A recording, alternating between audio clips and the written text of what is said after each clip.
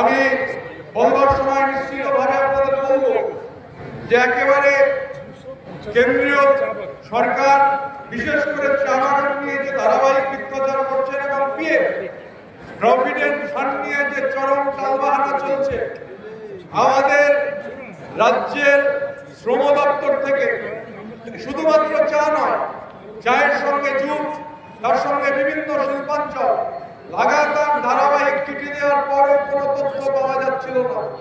এবং চায়ের ক্ষেত্রে ধারাবাহিকভাবে আমরা এই বিষয়গুলো পার্লামেন্টারি স্ট্যান্ডিং কমিটির মিটিং এর মধ্যে উত্থাপন করেছি এবং প্রভিডেন্ট ফান্ডকে কেন্দ্র করে এই যে জলপাইগুড়ি রিজিওনাল পিএফ অফিসে প্রকৃতপক্ষে ঘুঘুর বাসাতে পরিণত হয়েছে।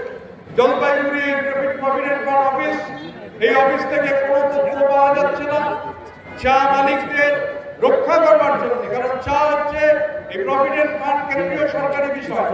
তথ্য পাওয়া গেলে তবে হচ্ছে রাজ্য সরকার ব্যবস্থা গ্রহণ করতে পারে, কারণ 1 কোটি টাকা 2 কোটি টাকা পিএফ বাকি, রাজ্য সরকার তথ্য চাইলে দিয়ে দেওয়া হচ্ছে 10 লক্ষ টাকা পিএফ বাকি। কাকে আড়াল করতে চাইছেন সেই প্রশ্নের জবাব আমরা চাই। আমরা বাগান ভিত্তিতে পুরো প্রভিডেন্ট ফান্ডের ডিফল্টের তালিকা চাই। যে শ্রমিক তার টাকা কেটে নেওয়া হচ্ছে সে টাকা তো জমা হচ্ছেই না, মালিক তার টাকা পর্যন্ত জমা করছেন না। আমাদের আরো নেতৃত্বরা আছেন, আমি দেখতে পাচ্ছি বন্ধুবর শঙ্কর চট্টোপাধ্যায় রয়েছেন, ওদিকে হারাদল।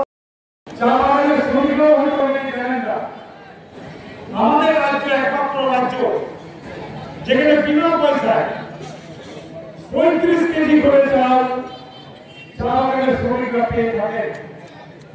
আমাদের পাশে আসাম আছে, আসামে কোন পার্টির রাজত্ব আছে? বিজেপি, ভারতীয় জনতা পার্টি আসামের রাজত্ব আছে। আসামের মুখ্যমন্ত্রী ভারতীয় জনতা পার্টির দলের থেকে। সেখানে কত চাল পায়? 20 কেজি। পশ্চিমবঙ্গে 35 কেজি, আসামে 20 কেজি। মাননীয় মুখ্যমন্ত্রী চালটা কিভাবে দেন? বিনা পয়সায়।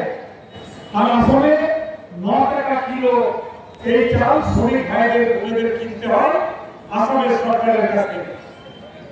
তাহলে এই যে বিরাট টাকা যেটা আপনাদের রেশনের মাধ্যমে মাননীয় মুখ্যমন্ত্রী দিচ্ছে, এটা কিন্তু অন্যান্য কোনো রাজ্যে চা বাগানের শ্রমিকরা পায় না।